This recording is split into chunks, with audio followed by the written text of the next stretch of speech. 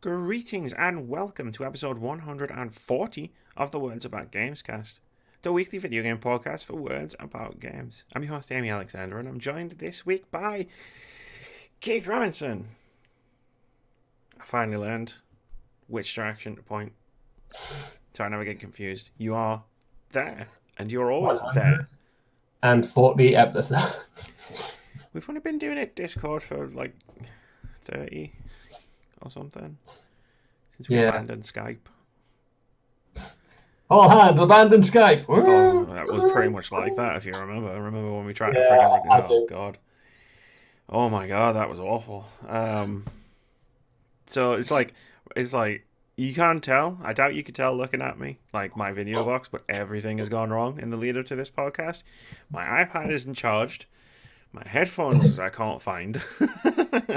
I got these headphones, and I've clearly taken the cap off of the left one to use in something else. And basically, yeah, it's all gone a bit tits. How are you, Keith? Better than last we spoke, I think. You're definitely better than the last time we did the podcast. You were dying the last time we did the podcast. I don't know if I'm actually exaggerating. I may have gone into that, whole like radiation poisoning thing where you think you're better, where you just ghosting through it before the final death comes. I might have gotten there, but I'm hoping though that this is actually me getting better. Well, I hope so too, because it would suck if you were ill for Christmas. Because It was it's Christmas, right? It still means something, damn it. It means no games are coming out. prime marketing period. It means we get 2 weeks off from all of this words about games stuff. So this is the I was last. going to say, I was like, I don't get Christmas off. Oh wait, right, So words this. about game. So Got you. yeah. So this is the last episode of the podcast for about a month. It happens every year. We take 2 weeks off to recharge, recuperate. I haven't missed a podcast this year, despite desperately needing to at times. And then we come back with 2 weeks of Game of the Year, and then we're back to normal. So you're about 4 weeks without us doing the news on this here What could happen? podcast. What could possibly happen? It's the game industry. I mean, I was looking, I scoured the internet for the NPD results for November, Yeah. because I wanted to see what Fallout. I was hoping we get to see what Fallout 76 sold like, so we could talk about it on the podcast. But unfortunately, we can't because they didn't release them. It's probably coming like at some point through the week this week. It's possible it's possible I may just force you to do a Christmas Eve podcast just so we can talk about Fallout 76. I'm kidding. We're not doing a Christmas Eve podcast. This is the Christmas podcast. This is as close as we're getting. I don't have a Santa hat. I have my Pikachu hat, which I wear when I'm having bad hair, like right now, but I decided not to. Go figure. Shall we get into it? Bad hair is better than no hair. You're not wrong. You are not wrong. I'm not sure no hair would go with my look. I just have to I'm dye the top trying of my so hair. much to remember a couple of those female actors I've seen with no hair. All I can remember is Black Panther, and I can't remember the name of any of the actors from it. Neither can I actually. Yeah, it's like, what was that female actress called from Black Panther? What were any She was of the in female 12 Years a actresses? Slave. Lupita Nyong'o. She was awesome in 12 Years a Slave. And Yeah, sorry she if we won an butchered Oscar, your name. I think. Or she was nominated for an Oscar. God damn it. It's going to bug me now. You know, I still don't know who did the voiceover for that trailer. I do. You do? No, I know you still don't know because you were so annoyed that the developer just liked your tweet instead of giving you a response. It's like, please just tell me. Tell me! Ah! I'm going to tweet them and just be like, yo, guys, come on. What up? What up? I sent out another one of my tweets to Nintendo as well. You know how I sent out that tweet saying, please port please port Captain Toad to Switch, and then like 12 days later they were like, we're going to port it to Switch. And I took the sole credit for it.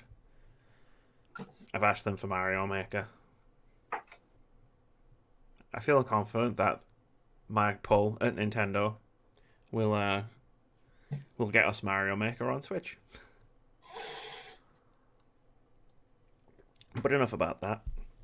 Let's get into the news, because there's not actually a lot of news, because it's almost like it's the end of the year or something. Yeah. Companies, for the most part, have stopped fucking up.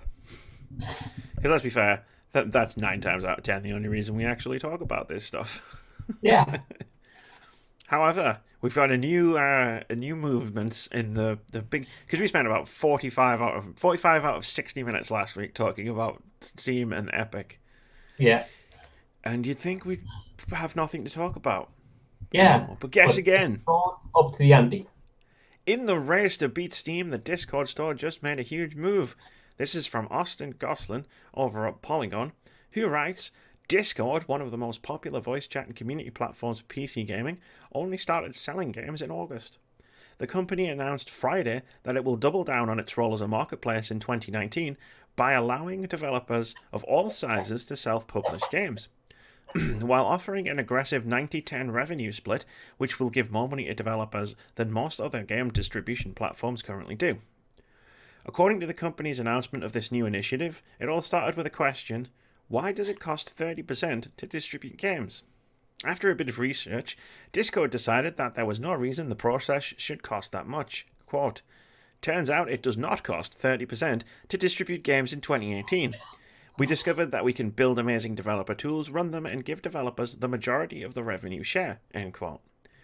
While some of gaming's largest companies, such as Blizzard and Bethesda, have created their own distribution platforms with infrastructures built in for things like security, downloading, and patching games, it may be easier for smaller developers to continue to go through other platforms. According to Discord, the company hopes that the new split will favour those developers and help them get back to focusing on what's really important: making great games and cultivating amazing communities. So, in terms of shots fired, here comes Discord, just wading into the party. We spent 45 minutes talking about Epic and Steam, and then Discord's like, nah, bitches, sit down, shut up, and listen for a second. Yeah. Steam just kind of walked into the bar. It's like, hey, listen, we've got this new deal. And then Epic was like, shot them.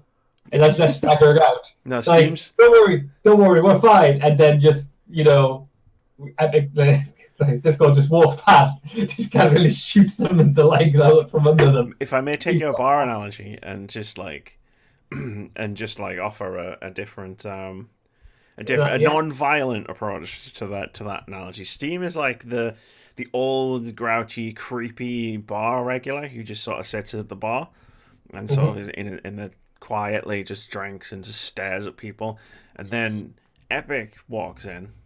And then they're like, hey, bartender, free shots for everybody. And everybody's like, yeah, this is awesome. And then Discord just walked in. And they're just like, hey, bartender, free drinks for everybody all night. And, yeah. I don't know if anyone's gotten shot, really. Yeah, but... Someone got shot. Someone got shots. That counts. But... this is awesome, right? Like, we're finally seeing competition in the PC gaming space. 2019 is looking to be an interesting year. 2019 is going to be a very interesting year to do a podcast such as the one that we do.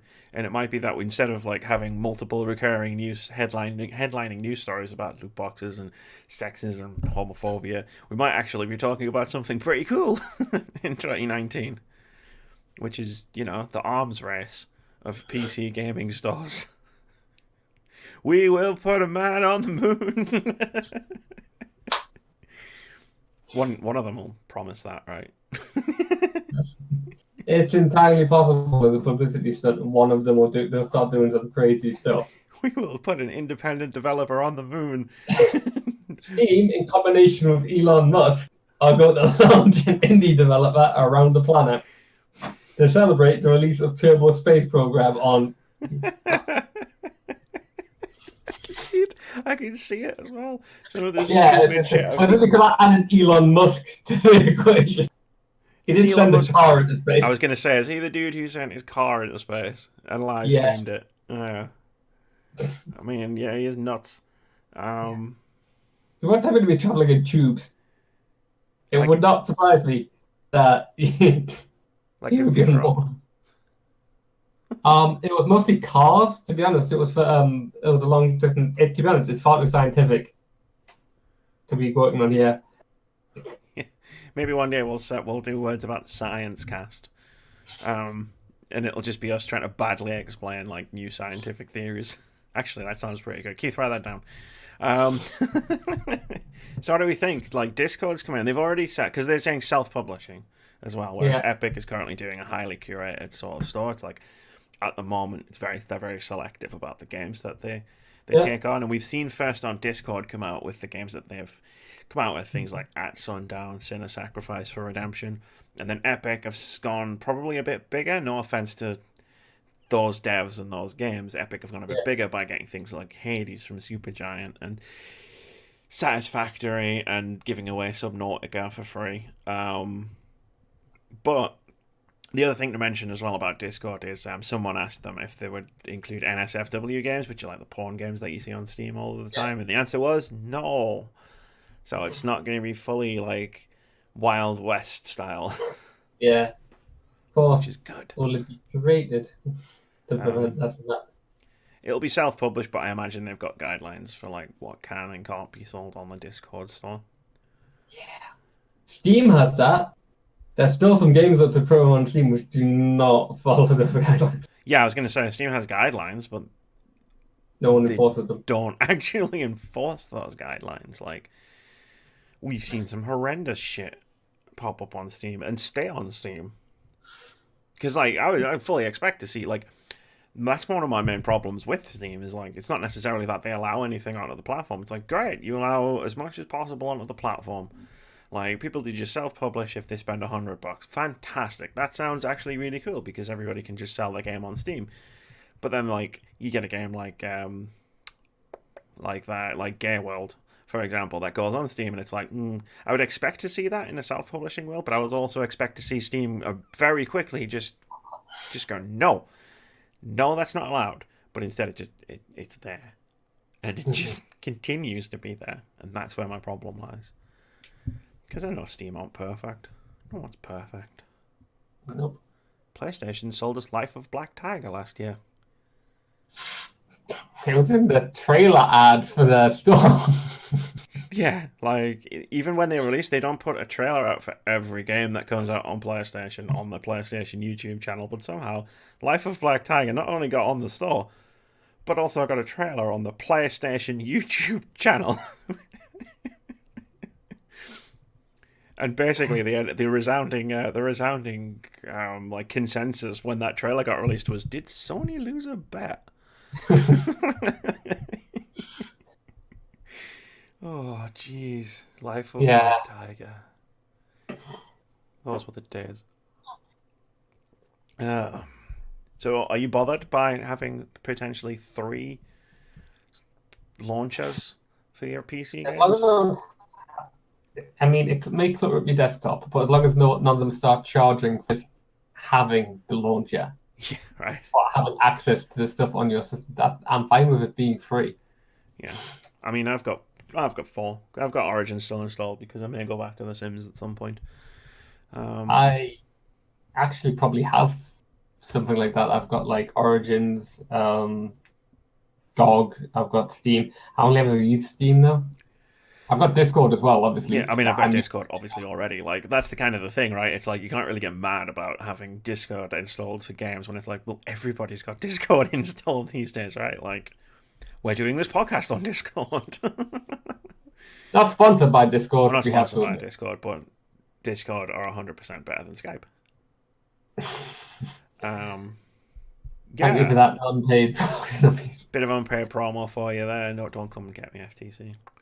But yeah, it's like I don't really have any other ones. Like there's the Uplay store, I guess, but Ubisoft are very kind and send me all of the games on console. And there's the Bethesda launcher, Don't have that. but Bethesda like launch one game every 6 years, so I really don't need to worry about having that.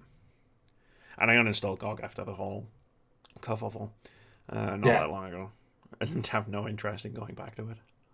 yeah. I have no idea how to like at the moment. I got a Steam, a Battle.net, I'd forgotten about that. And then Origin. Battle.net. I've still got the Skype shortcut on my screen. I can get rid of that off my desktop. Okay. Let's not live do your Keith, like, just second news story. Keith declares his desktop. Turn on screen share. Twitch. I forgot Twitch had a Oh, what? Twitch had a launcher as well for games. Wow. Fair enough.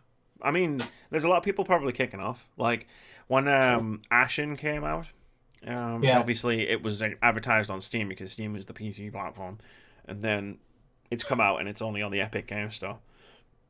And I made the mistake of looking on the Steam forums.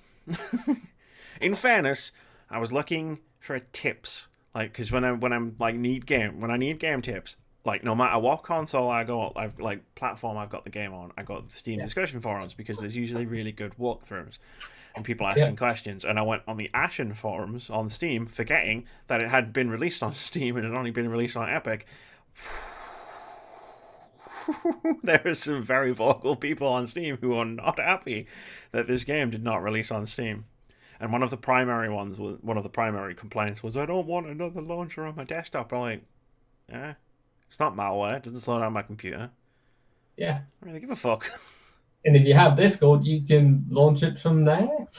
Yeah. And like Discord's the same. It's just like, well, so what? Like, it's a program that's very small. Like, the launchers themselves are tiny. And I know there's other stuff about like Epic's refund policies and stuff like that people have got legitimate complaints. But if you go in that Discord, if you go in that forum, it's just like a toxic landfill of awful. Like, you can't get to the good points. Of the internet. Yeah, you can't get to the good points to through the shit. Do you remember when we were young, people said 90% of the internet was porn? I wish 90% of the internet was porn. 90% of the internet is a toxic landfill of people griping about stuff that they don't really need to gripe about. Or fake news. So you're not wrong, buddy. You're not wrong. It would be nice if 90% of the internet was porn. Everybody would be happier. Apart from Republicans. Did I do that right?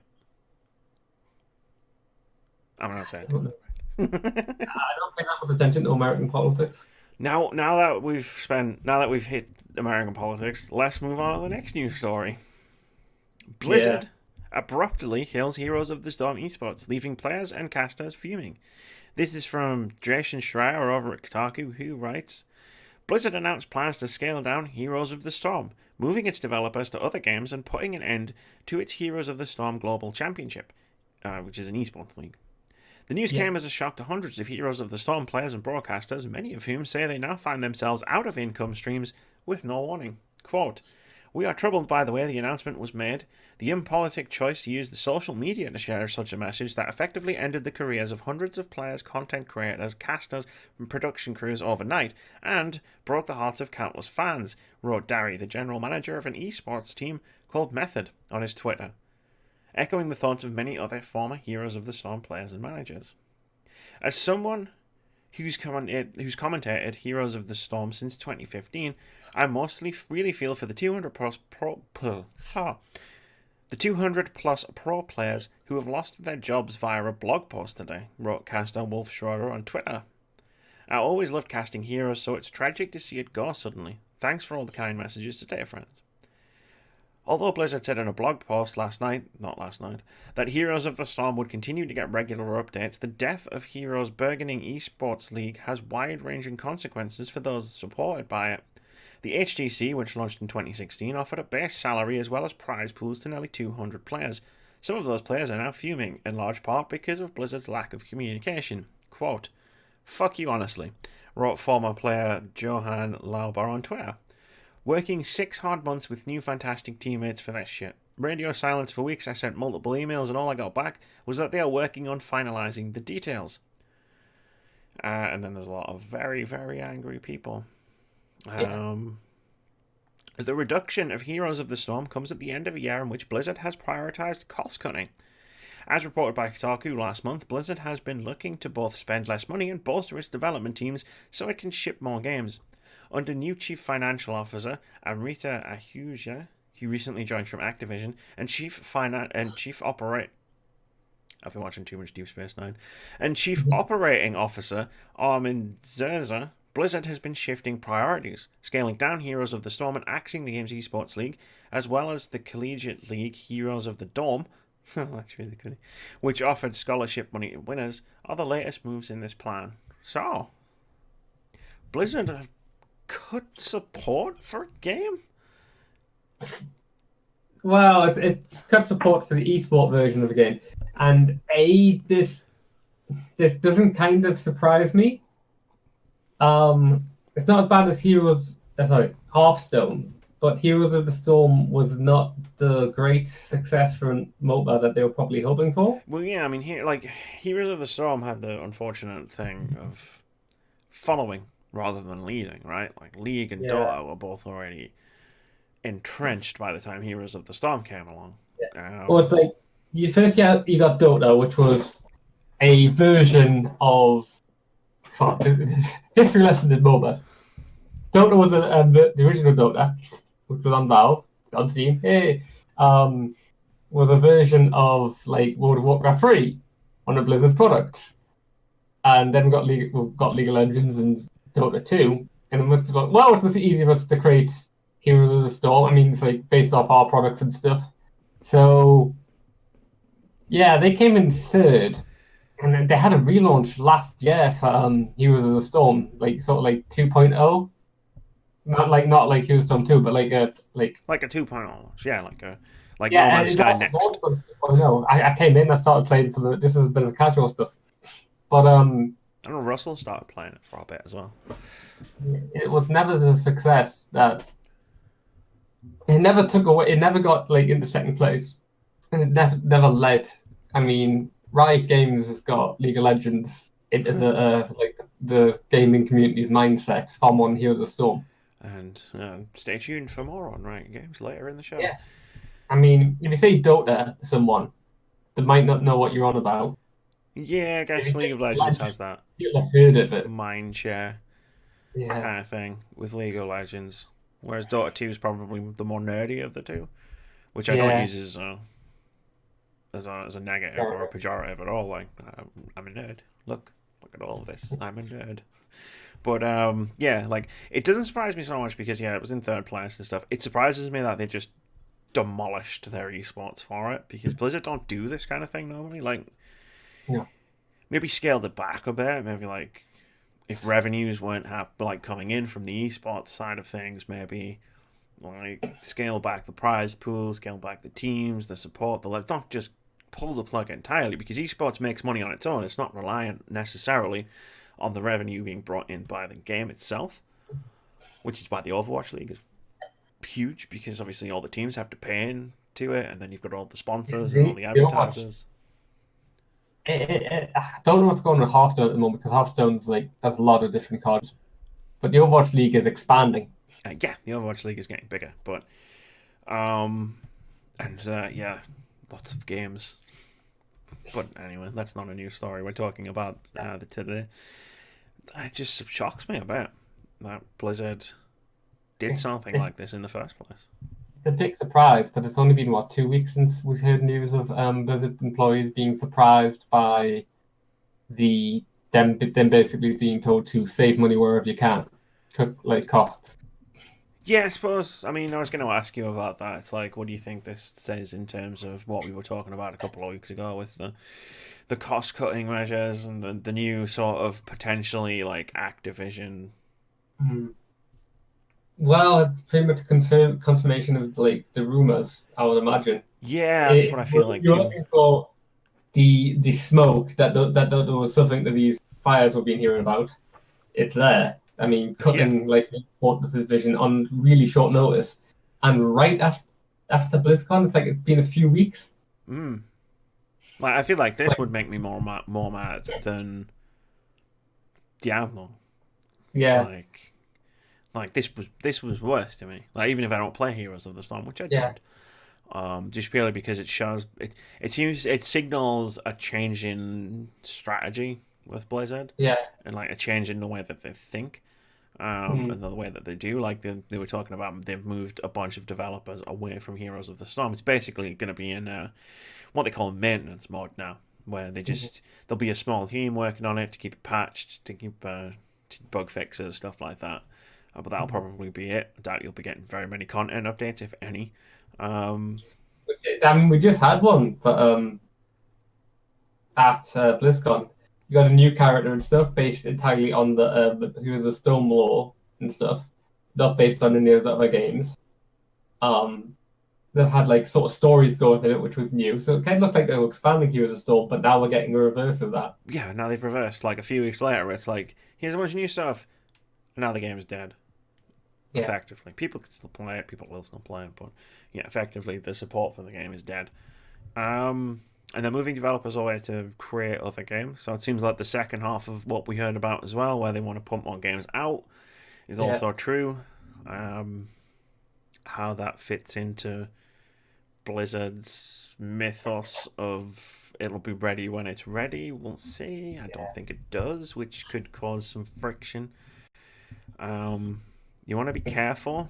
Like, Blizzard wants to be careful here that they don't fall into the Bethesda trap, which we've seen unfold over the course of the last 6 months, which is they've changed direction quite dramatically, done something totally new, and it's blown up in their faces. I mean, Bethesda has had some trouble over the last year and stuff. I mean, we remember that last E3 where they turned up with nothing. The year before it was paid mods was the big thing. They turned up with like, they had the theme park. They had a couple of announcements, but they had really nothing when it came to the actual show. Yeah. And they got some bad press for that. And then this year, obviously, they had a much better show, but it was dedicated entirely to a game people were quite skeptical about, and as it turns out, with good reason. Yeah. And then they announced Starfield and Elder Scrolls 6 by literally putting the titles up on the screen. And I mean, that, like, just to talk about Bethesda for a second, that just makes me think that they were like, shit, people aren't going to want Fallout 76. What do we do? Well, we'll just tell them we're working on Elder Scrolls as well. It's like, no, I know you don't like this and you don't want this, but don't worry, we're still making the thing that you want, even though it probably won't be ready for at least a decade. Because it probably won't be ready for at least a decade. They've got to do Starfield first. Bethesda don't make games quickly. But Blizzard. Next year's BlizzCon. I know there's a lot of time between now and then, but next year's BlizzCon is already kind of like going to be interesting for me. Because by then we'll have had like maybe 8 content updates for Overwatch. The Overwatch League will have done it like another year. And then we'll have had like at least Warcraft 3 Reforged come out, and have probably heard about their next game.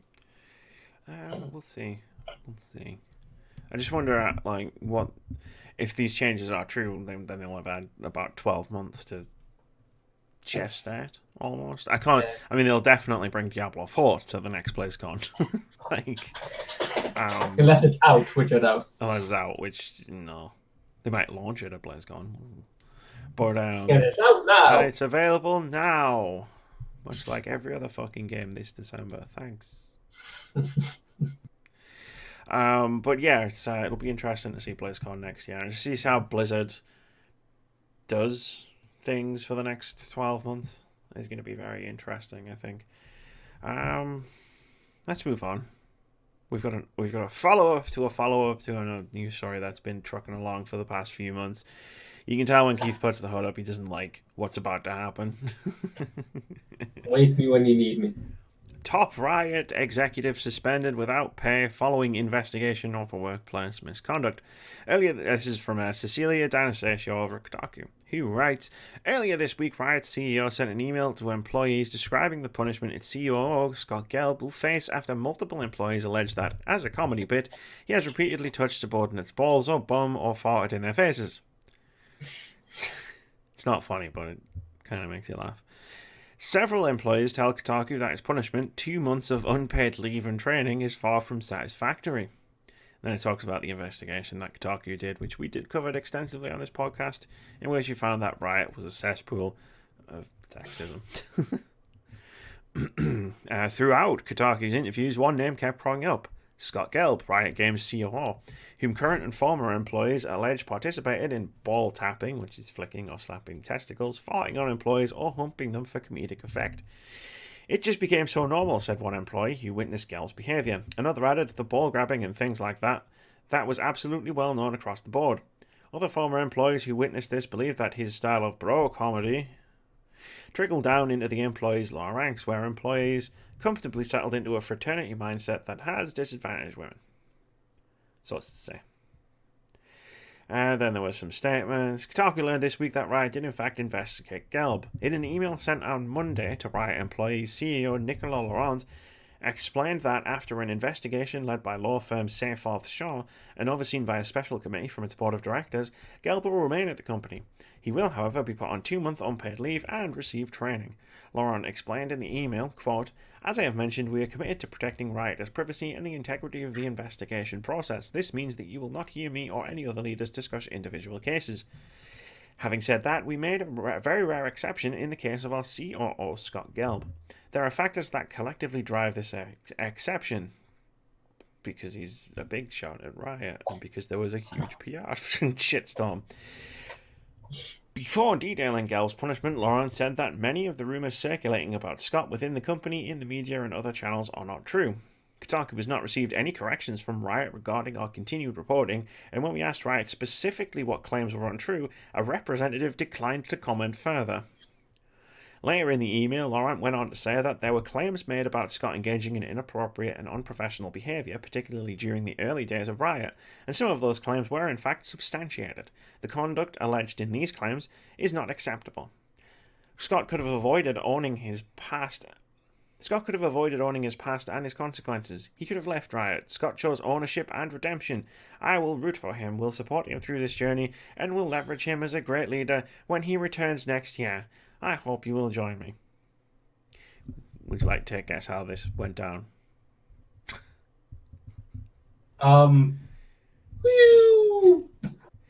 Several current Riot employees interviewed by Kotaku are furious about Riot's response to its CEO's conduct. Quote, "I think it's pretty telling that Riot's commitment to changing their culture only goes as far as firing people who aren't already insulated from the repercussions of that culture," said one who is anonymous for fear of repercussions.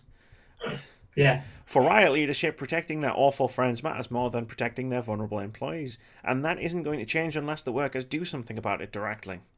One other current employee described the 2-month unpaid leave and training as a tiny slap on the wrist. I think this is also not respectful towards people that were hurt or offended by his behaviour.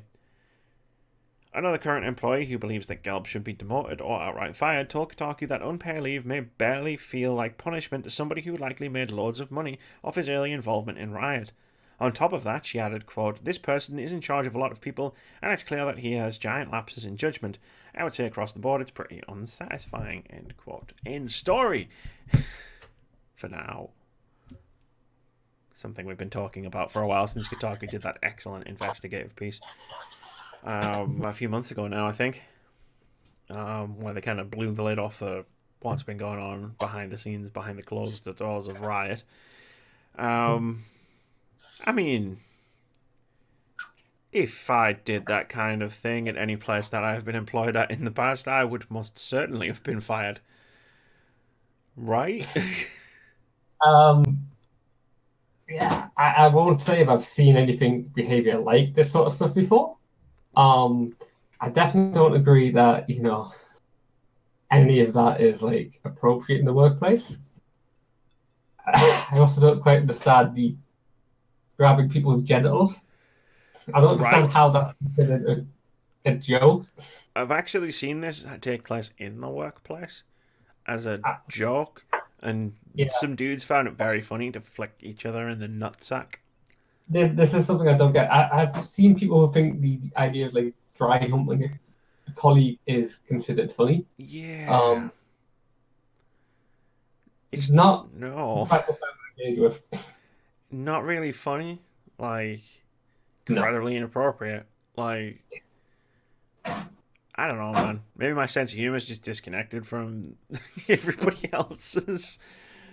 Ah, God. I mean, and like when you're talking about somebody who runs the company, 'cause he's the chief operating officer, right? Like Yeah. 2 months unpaid leave and some training. Like, great. Like, let's hope he learns his lesson. But it's fine because the CEO's totally got his back. This is a story of redemption. Yes, Because I didn't notice that word. he would totally like have like changed his ways if he hadn't gotten caught. Yeah. The weird. The only humor I could see in this would be putting CEO redemption in as a game title for Riot Games. That would be the only way to see that as a joke. And it did pop into my head mostly because there was a big game out at the moment called something Redemption. It is what it is. It's the CEO or COO of a company. Yeah. Those people are in position where it's not as if the HR manager can go to their boss and go, "You're fired." It's very much.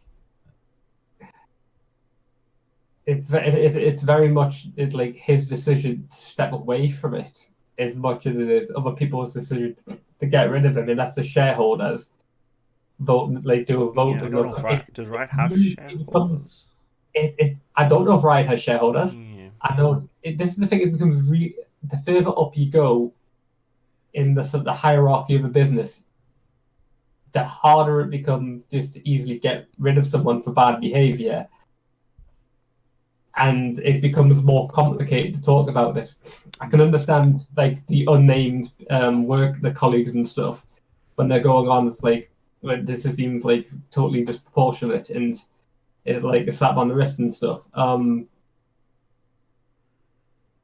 I mean, in terms of proportion, like if these people get found out by the Riot CEO, like as to who they were who talked to Kotaku, I mean, proportionally speaking, they probably owed about 6 days unpaid leave and some training. Yeah. No, they get sacked because that's how companies work. Yeah. But yeah, as I say, it's like I would have been surprised if they had sacked. Oh, I They'd mean, just come out and said he's gone. It would have been a statement of he has decided to leave. yeah. But the thing is that he's Join. decided not to leave and take the harder route, which is exactly what you'd expect when the person goes, I'm not going to leave. Yeah, well, it's Gelb, right? Like, This is my company I helped build. I made this from scratch. I'm going to stay with it. yeah, it's like I make a lot of money. I want to continue making a lot of money. Therefore, I don't see why I should have to go, even if my employees feel really uncomfortable working for me. They can just fuck off down Tesco, to quote a Red Dead Redemption 2 manager. That's not how all companies are the same brush.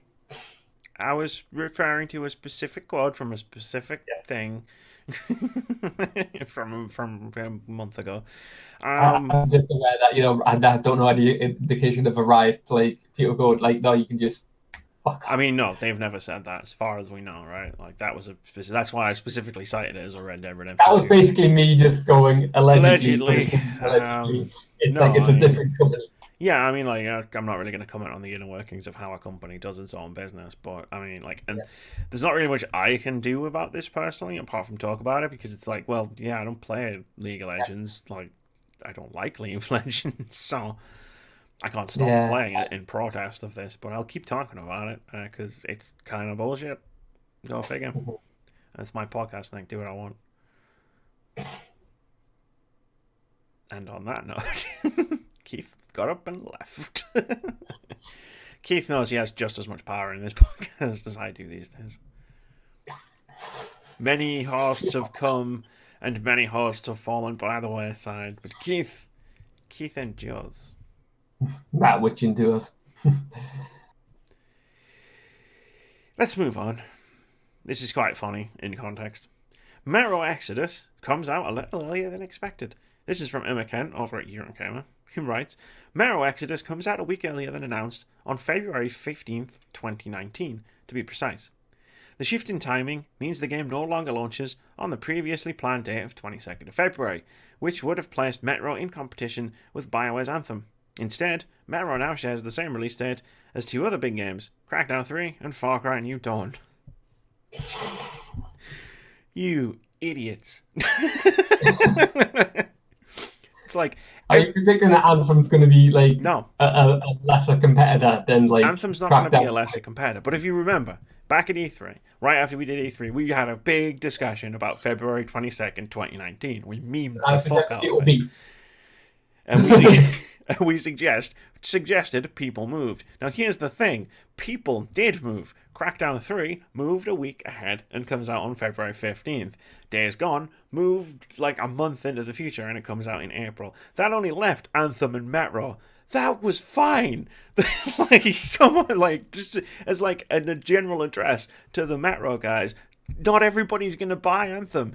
People are going to be looking for a single player game who don't want to buy Anthem, and Metro's going to be right there next to it on the storefront. And instead what you did was you decided to go, oh, the busiest, most expensive day of the year has moved to the week before when we were going to come out. That's great news. Let's move our game to that day, because now they've moved it, and I've tracked this actually, because I was putting together my list for next year, so I knew what was coming out when. And when I saw what had happened, I knew I had to put this in as a news post, just so I could discuss the fact that they've moved away from a day when now only Anthem is releasing. So it's not really that infamous anymore. They moved on to a day where Far Cry New Dawn, Jump Force, Dead or Alive 6, and Crackdown 3 are all coming out as well. So they've moved away from a day where one big game is releasing onto a day where 4 medium-sized games are releasing. But they're also a medium-sized game. And that's why I looked at them and said, you idiots. It's as if they expect everyone to spend the money on that day and not have any the week after. Like... The daft thing is, I'm gonna make a very rare mention of my day job. I get paid the day before Anthem comes out. I've got to admit, I get like paid the 28th of a month, unless it's a weekend, in which point it's like weekday. That was dumb. for Metro Exodus. Like, guess what, guys? Everybody else blinked. You survived. Anthem might not even come out on that day yet. You know what? Yeah, if Anthem gets delayed to like beginning of March or something, and it's like everyone's just staring there like, and literally nothing is coming out. Well then, like one indie developer, like, wow, we survived. It's like, but the only thing that came out, but nobody knows. But nobody knows because everybody was talking about the 4 big games. I mean, they're in the same boat now, right? Where it's like they're going to get their sales cannibalized by a bunch of other games. Yeah. You can't catch a break. Apparently, it's already gone gold. Like, that was what prompted them to move the release date up early. So really, they could have launched in January if they wanted to, because it only takes a month-ish to print the discs. So, you know, go figure. They chose the busiest day of the year again to launch on. Go fucking figure. Let's move on. We're going to go down to Game Workers Unite UK becomes the country's first games industry union. This is from Fraser Brown over at PC Gamer, who writes, the Independent Workers Union of Great Britain has become the first trade union to represent members of the games industry. The UK chapter of Game Workers Unite, the international pro-union activist group, has joined the IWGB as its games industry branch and will hold its first meeting last weekend. Game Workers Unite UK describes itself as a worker-led democratic organisation that represents and advocates for UK game workers. The union's goals include ending excessive and unpaid overtime, improving diversity and inclusion, supporting harassed workers, and ensuring a steady living wage for everyone. The discussion of crunch during the development of Red Dead Redemption 2 and the reported bro culture at Riot are just two of the high-profile cases that have led to calls for developers to unionise. Well, they did it in the UK. Unions.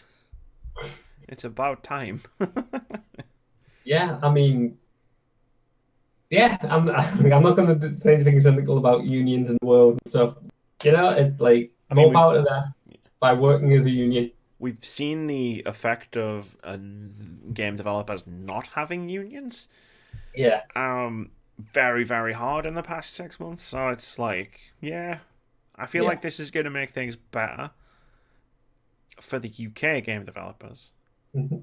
Obviously, bigger countries like America and Canada don't have unions yet. But yeah, I mean, again, like, do I need to go through all of those Red Dead Redemption 2 development horror stories that we talked about in that one podcast where we both felt incredibly depressed afterwards? Be here for hours. Hours. I saw how long that list was. We gave a very revised version of it. We were very, yeah, we cut a lot out of that. It was horrific. I think we both needed a hug after we did that episode of the podcast. Most podcasts seem to went that way, though, so it wasn't just Rockstar. Let's move on. The Game Awards doubles viewership in 2118. This is actually really impressive.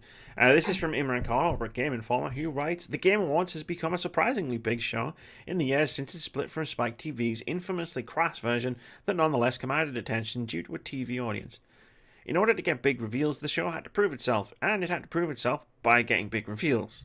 Now it seems host and creator Jeff Keighley can point to this year's numbers whenever he wants to convince a major developer or publisher to bring announcements to the annual awards show. For the 2018 event, over 26 million people streamed the show off the internet, counting restreams and recorded broadcast views after the show itself was over. That number is up 128% from 2017's already fairly large number of 11 million. If you're asking yourself why there were so many Super Smash Bros. Ultimate commercials during the show, that's why. That's why. During the actual live broadcast, the Game Awards hit 4 million peak concurrent viewers. That's a lot of people. A lot of people. 4 million people all at once watching the Game Awards live. Yeah, I wasn't. I know you weren't. You were in bed, like a normal person. I was streaming in my pajamas. Chatting about it. He was playing Smash Brothers while he was watching the Game Awards. It was a really good show this year. I can't wait to see what they do next year, because if they can turn around and say, look, guys, 28 million people watch this. I don't even know if 28 million people watch E3. Like, yeah, maybe next time they can get Hideo Kojima to come out and explain Death Stranding to everyone. Yeah, that would be lovely, because I'd really like to know what the fuck that game is. He just sits down and goes, everyone, we've got 10 minutes for me to discuss. Maybe that's why Sony aren't doing E3 next year. Maybe they just realised more people watch the Game Awards and like they can get Jeff Keighley to pay for it. And they'll just do all of their announcements at the Game Awards. I mean, yeah, why not, right? If you can get somebody else to pay for it, why don't you just do that? Anyway, good on the Game Awards. I look forward to your show next year. It steadily improves year on year, and I assume next year will be no different. But moving on, Charles Martinet awarded Guinness World Record for 100 Mario video game voiceovers. This is from Wesley Ian Poole over Eurogamer, who writes, Charles Martinet has received a Guinness World Record for the most video game voiceover performances as the same character, 100 as Mario. Martinet took to Instagram to publish a video expressing his delight at the award, and on Twitter he said the recent release of Super Smash Bros. Ultimate on Nintendo Switch pushed his Mario video game voice list to 100. Congratulations, Charles Martinet. Mario's been in 100 games, you. Yeah, Mario's the same age as us. Like, it's one of the few video game touchstones. Mario is the same age as us. He's been in 100 games. I've only done 140 podcasts. Like, I feel like I'm lacking. Yeah, I'm just looking at Mario right now and thinking, like, he hasn't changed much. No, he hasn't. Charles Martinet is cool, though. But I thought this deserved inclusion because it's quite an impressive achievement. 100 games. At some point, I'm going to have to dig up the list of what 100 games has Mario been in. Smash Brothers. Because there's only been like 8 Mario Karts, 5 Smash Brothers, bunch of Mario games. Doesn't feel like it adds up to 100. But then I suppose you got Mario Tennis, Mario Strikers. Okay. Mario Party. Yeah. Good on you, Charles. Charles Martin. We're into that time of the podcast again. You know what time it is. Overwatch's Blizzard World has been closed after it's imprisoned players. This is from Fraser Brown over at PC Gamer, who writes, Blizzard World, Overwatch's theme park map, is out of commission after it trapped its guests/combatants inside the spawn room. Overwatch's Winter Wonderland event kicked off yesterday, but instead of being able to frolic in the newly festive arena, many players were imprisoned by obstinate dolls. Others couldn't move their payloads. Spawn rooms were turning into jail cells frequently enough for Blizzard to shut Blizzard World down. Quote, Due to the impact of this issue, we have temporarily disabled Blizzard World in all regions on PC, PS4 and Xbox One while we troubleshoot. We don't have an ETA to share right now for when Blizzard World will be again playable, but this is currently our top priority, and we will be sure to provide updates in this thread and on Twitter via Blizzard CS as they become available. Arcade modes that include the Blizzard World map, No Limits and Mystery Heroes have similarly been disabled, Blizzard announced on Twitter. Oops. The Phantom Zone, just a lot of players pressing against the door. Everybody's just pushed up against the door like, I can't get out, help. Oh shit, somebody's put in as a Reinhardt. Reinhardt's huge. Yeah. I mean, again, like, I just said whoops. Like, I haven't checked out the event. But I definitely would not want to be trapped in the spawn room. Especially with Blizzard World being right outside. Have you seen how cool Blizzard World is? Yeah, I was thinking, like, Blizzard World, I mean, at least for, like, the attacking players, it's got a really cool Hearthstone Tavern spawn room. True. Very true. But still, that's not what I want to stare at. Like, I want them to build Blizzard World. Blizzard World as a place looks fucking outstanding. Yeah, and it looks awesome. I mean, I could just see the two of us going and just staying in Snacks Ramas. Like, what is? Yeah, I mean, I don't like roller coasters, so that limits my. Same, yeah.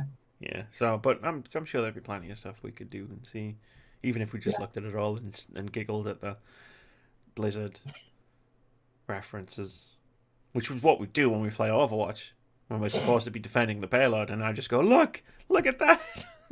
Oh, the Griffin, the Golden Shire Griffin ride and stuff, yeah. Keith. Lost and Found Viking Centre. We're just going straight in the end. Yeah. We're not going to talk about Warframe Fortunas at Server 69. Invisible washing machines. Invisible washing machines and scroll timers. Developers reveal their weirdest game dev tricks. This is technically from Samuel Horty over at PC Gamer, but it's kind of also like a Twitter thing, which I've been following, which is really awesome, and he did kind of a summary of it. So I'm going to read that summary because it's cool. Sometimes a game's development will go largely as planned, but sometimes you have no choice but to build game logic around invisible washing machines in the sky, apparently. That's just one of the stories to come out of a call for the most embarrassing game dev crimes from Steve Gaynor, co-founder of Gone Home developer The Fulbright Company, on Twitter. Right. As of writing, his tweet has more than 750 replies, including from the developers of Baldur's Gate, Ultima Online, Telltale's The Walking Dead, Armor, and Firewatch. The responses will make you realize just how creative developers have to get to solve major issues, as well as how far they're willing to go to hide the inner workings of their games from the player. And then he's compiled his 15 favourite responses. This is an amazing thread. I retweeted it earlier today. It's fucking awesome. I spent ages reading through it. But here's the top 15. So this first one's from Eric Holmes, who says, My first game, Earthworm Jim 3D, had no scripting language, so I made conditional logic using invisible washing machine objects in the sky that travelled animated paths on timers and could set triggers as they arrived at nodes. Debug was a nightmare. Shipped that way, I think. I mean, if I didn't understand that really, but it fits for Earthworm Jim. Basically, you set a trigger based on the time. Basically, you set a trigger to the washing machine, right? And when it falls from the sky, and when it passes a certain thing, a node on the screen. This is from my understanding of it, and I don't know game dev, so this could be words about science cast where we just badly explain how things work. But once it passes the node, it triggers the thing in the world. So there was no script to say if this, then yes. It was a washing machine falling from the sky, going past a node that triggered the thing that happened on the screen. And if I ever do decide to play Earthworm Jim 3D again, I'll never be able to look at it the same way. Indeed. Ian S. Fraser writes, in Titan Quest, every quest that required specific timing has a squirrel or rat somewhere in the background waving his tail. Their idle animations were exactly 1 second long. We had no timer function in the quest system, but we could count animation complete callbacks. We don't have an internal clock. What about that squirrel? That squirrel's animation lasts exactly 1 second. We'll use it. It'll be like a metronome, but it's a squirrel waving its tail. Yeah. Right. Next one. Shiny Cat. I once caught an AI pet that after several fights would start spinning rapidly and stop fighting. Turns out it existed in its own list of enemies, so after a few fights, it would gain so much threat it would consider itself the most dangerous enemy and attempt to attack itself.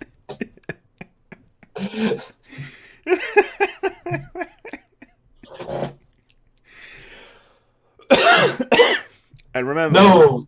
No, Master! I am obviously the most dangerous friend of all! The most dangerous threat is me. Remember, these games shipped.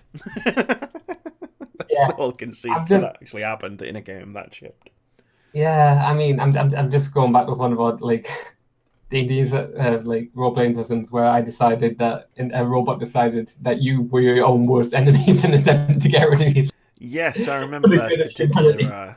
For the greater good of humanity, the robot decided it needed to kill us because we were in fact a greater threat to humanity. I remember.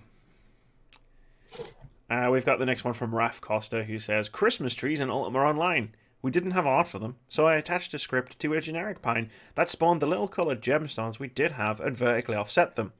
Then, they each had a script with periodic callbacks to appear and vanish, so they twinkled. Oh, that's cool. That's nice. Liz England. A little bit of scribble notes was translated by me in a program at the 7 languages with Google Translate only the 2 days before, sir. I've got to admit, I've read some English dialogue in a couple of games, like indie developers and stuff, which does kind of sound like someone's done this. Yeah. I mean, you can't pay for a localizer, right? I mean, Scribblenauts isn't an indie game by any stretch of the imagination, but yeah, it's like you can't pay for a localizer, so fuck it, just run the whole thing through Google Translate. And this is why a lot of restaurants in China have Wikipedia source or Wikipedia and something else. It's because when they look up for the English translation of something, Wikipedia comes at the top of the thing on Google. You'd have instead of chicken, you'd have Wikipedia, so it would be Wikipedia chicken in orange sauce or Wikipedia in orange sauce or. I did not know that though. That's pretty cool. I did. Mark Dara, who writes, Baldur's Gate 1 shipped in debug mode because it crashed in any other compile target due to uninitialized memory. Whatever gets the game out the door, I guess, right? Yeah. Glenn Watts, the dog in Fable 2, can't turn on the spot. Lack the animation for it. So sometimes the eye gets stuck running in a small circle trying to get to a goal it cannot ever reach. We gave up trying to fix it because dogs do that. No one in QA ever found a bug for it.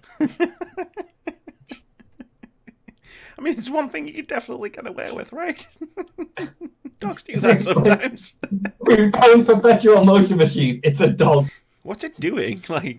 It's just chasing its tail again. Aww. Help me, human. I cannot reach the objective. This was a great way to end the year of podcasts. I'm so happy we It did is. this. John Ingold, who writes, when we shipped 80 days, about 10% of the cities marked on the globe, including most of America, were impossible to actually reach and had no content.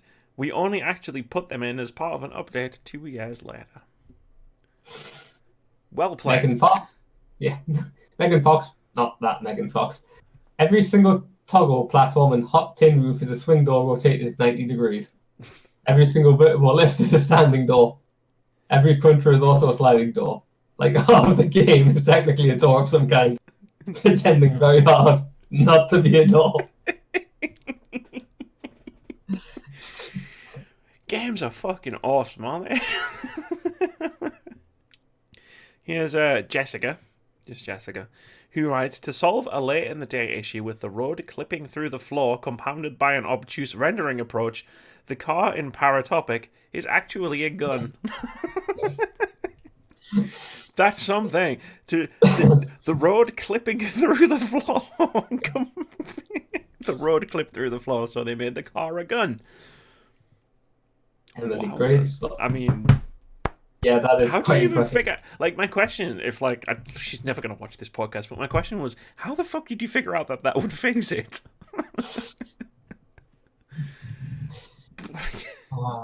Emily Grace book. There's a 12-line conversation in The Walking Dead by showing that I pieced together which cut recorded lines from other scenes to try and fix the plot hole. That's awesome. So 12-line conversation. she just got lines that were cut from the game and somehow mashed them all together in some kind of Frankenstein's conversation. I wonder what the plot hole was. I would love to know. I would love to play that game back and just listen to try and find the conversation. That sounds a little bit unnatural. Jake Rodkin, who writes, in Firewatch free roam mode, I wanted the time of day to change constantly, but we didn't write our system like that. It was only written to respond to Henry's position in triggers. So, in free roam, there's a water wheel of triggers attached to Henry that slowly rotate through him. Okay. That's a yeah, that works. We built a VR CS booth. Halfway through, the chair you sat in needed to tip back. Never had time to write the motor controls to tilt the chair, even though it was plugged in. Booth went to CES, and we had it to sneak in and tip the chair back at the right time every single time. There's just people, like some dudes in VR, and he's just sitting in his chair. And there's just people just outside going, okay, go, go, go. And someone just runs in and just tips the chair back. And that was your entire job while you were at CES. Peter Pakar? Sorry. In First Armour, all male soldier heads have the same mesh and normal map based on my head, because I was the only one willing to shave my hair to be 3D scanned using our back then high-tech Olympus laser scanner. You went that extra mile. You went that extra mile, and we salute you for it. And finally, Rami. a name that I don't want to try and Rami Ishmael. Yeah.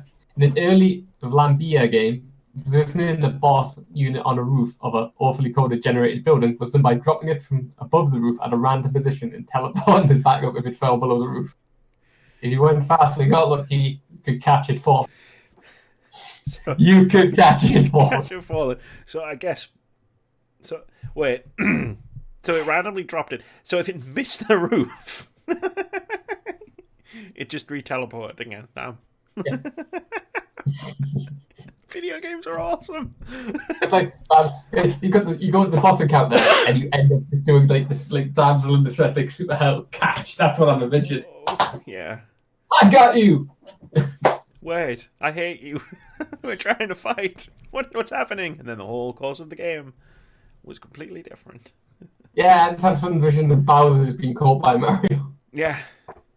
What about that? Yes. Got a reference in right at the death. So that was fun. There's a ton more of these things. If you go and find @Fulbright on Twitter, like the article says, there's like 750 replies. If you just scroll through, there's some fucking like absolutely brilliant things. that ways that game developers have kind of just fudged things in the game. I think my favourite one had to be the game of doors. Though, where like everything was a door. Pretending not to be a door. Do you think they got the idea from the Game of Thrones? Potentially, yeah. Well, where the entire game is like 90% thrown, pretending not to be thrown. Close second has to go to the dog in Fable 2. Yeah. Just because they were like, fuck it. Dogs do that sometimes. And nobody was like, there's a bug here. Yeah, the dog's checked out to the left, but can't. So it's turning infinitely. No, it's just running. Wow, this dog AI is really good. In fact, I want to see if I can find. I'm pretty sure I wrote a review of Fable 2. I want to go back and see if I can find it. If I still like say that the dog AI. Oh, the dog AI is really awesome. Like sometimes it just chases his tail for no reason, like dogs do in real life. Someone on the internet probably mentioned something about dog AI chasing its own tail. This is so awesome. It's like, yep, that's a bug, not a feature. They turned the bug into a feature. They should get hired at Bethesda. But that's going to do it for episode 140 of the Words About Gamescast and the Words About Gamescast in 2018. Keith, we did it. Achievement unlocked. We survived another year of video games. I wish we could do some kind of next time on the Words About Gamescast, and we'll just have this highly overly dramatic 2019 trailer where we just make up a bunch of headlines. It's based on escalations from this year. Bethesda launches Nuke. EA. The thing is, we could say a load of stuff, and it would turn out to be predictions. Like EA gets taken to a court, to the European Court, or like EA gets taken to the European Court of Justice. It's like that sounds too close to an actual thing that might happen. So yeah, we should probably stay away from that. Yeah, you are correct. Thank you for being my co-pilot for this year. It has been a pleasure to discuss all of this stuff with you, even the bad stuff. Even the stuff where we both wanted to die, just talking about it. Because I had you with me. It was bearable. Although I'm pretty sure we're both going to need counselling by the time we've done this for another couple of years. I mean, I already see a counsellor, so, I'll just add on, right? Do you have any final words for the year of 2018? 2018 is taking much from us and giving much to us. Here's 2019 and all the hope it brings for us, because there's some truly awesome games that look like they're coming out next year. I love that. That look like they're coming out next year. Here's to 2019. It can't get any worse, right?